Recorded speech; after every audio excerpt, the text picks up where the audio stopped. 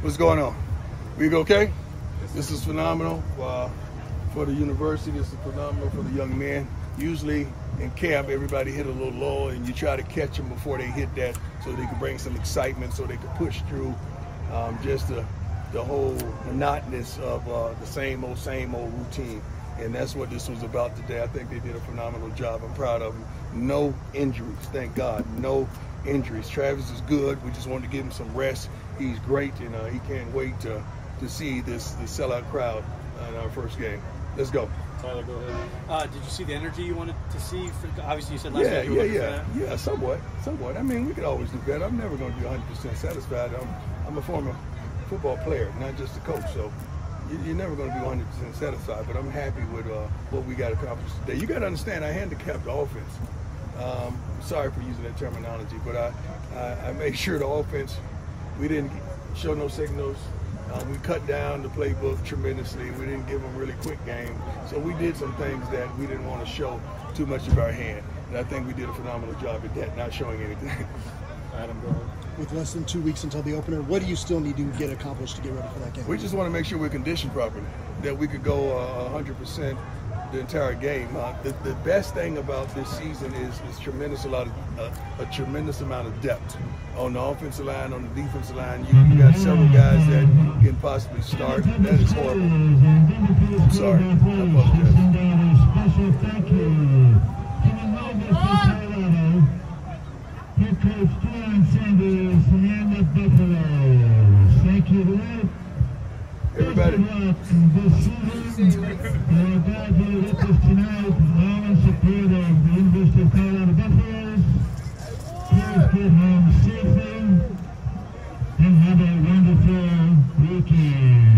Everybody deserves their moment, okay?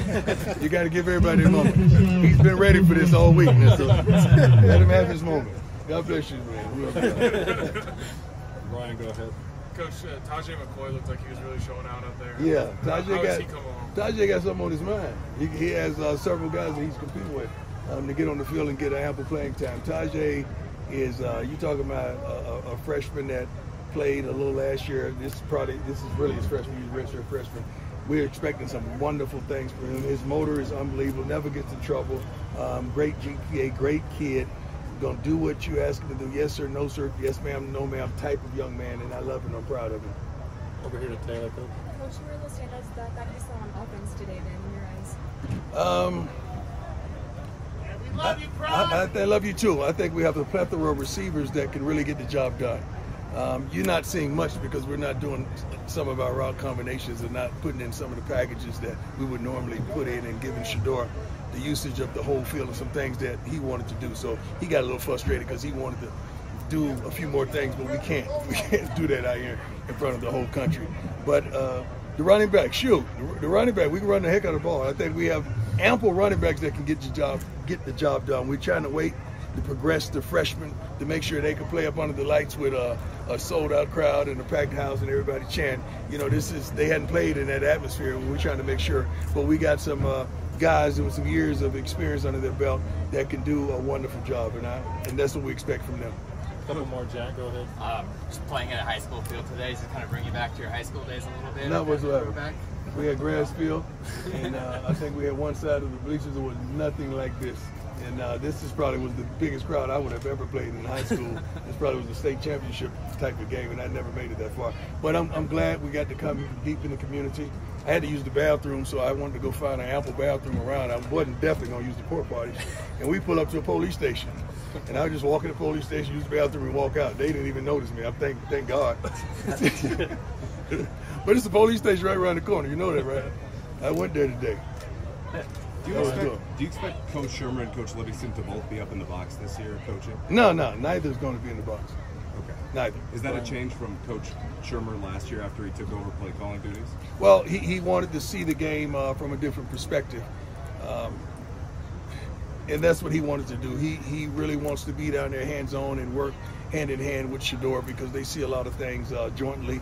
And Brett is doing a wonderful job up top. Coach Pollock is doing a wonderful job up top. So we got what we want, and he's going to be on the field doing what he's blessed to do. God, we got some good guys. I mean, they're good character guys. The kids love them. Schematically, they're second to none. I feel like I can't wait to see what I already know what they've come up with for the first game. I can't wait till you see it. Last one, go ahead, Brian. Coach, I just want to ask you, at what point do you solidify that depth chart to where you guys can be ready for game week and know where guys probably are? right before kickoff. Okay. That's the truth. Right before kickoff. It's too many things happen. You know, somebody may sustain an injury in practice. Somebody may not give the effort that you desire. That's why you do little things like that, but you want to keep them safe. So you can see, put them in turbulent situations like a few days ago at practice. I stopped everything in the middle of the practice and we did gassers.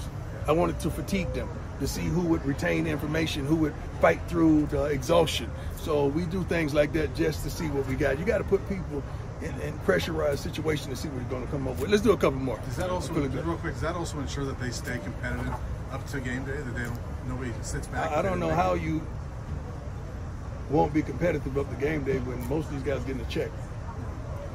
That don't make sense to me. Coach, you get away from Boulder for a little bit. I love Boulder. I don't want to get away from Boulder. I love Boulder. I just wanted to change the atmosphere, come over to Denver.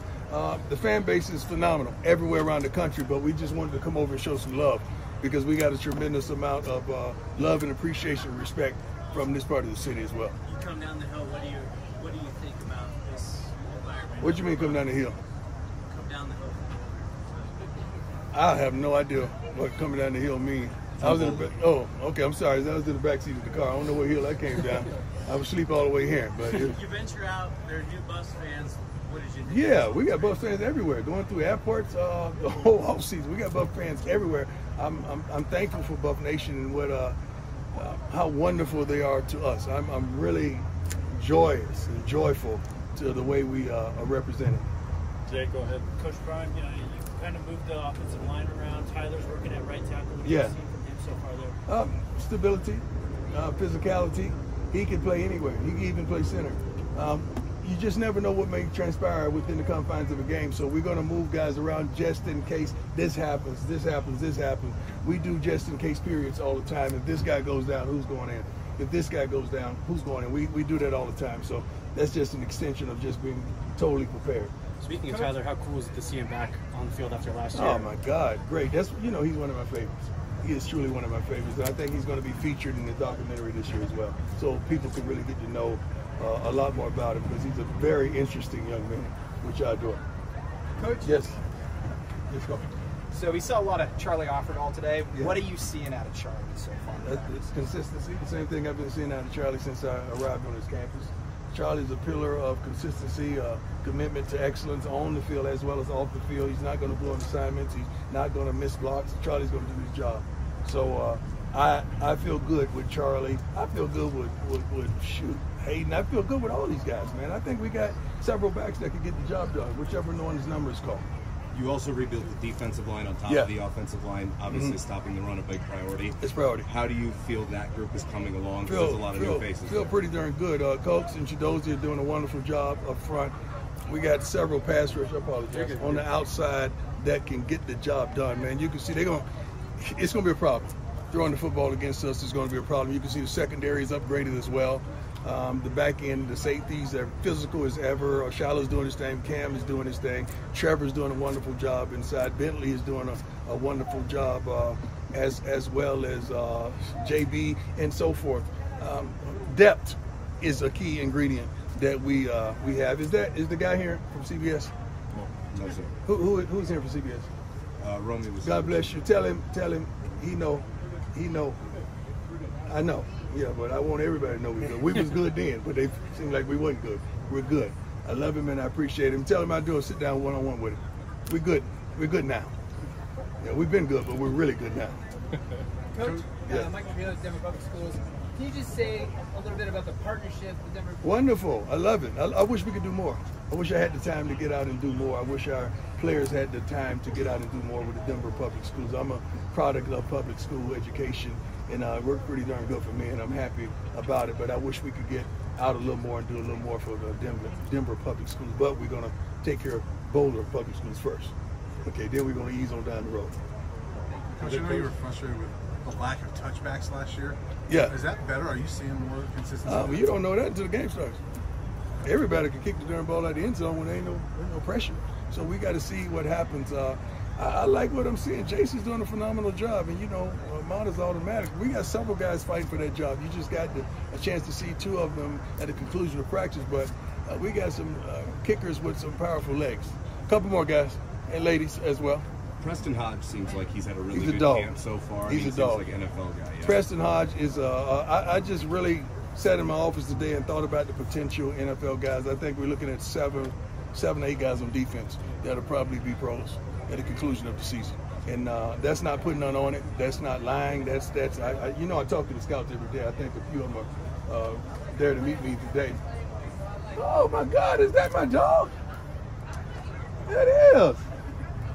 I know those guys. Awesome. Yeah, 7 or 8 guys I feel like is going to get drafted. I assume BJ Green's one of those guys. Yeah, definitely.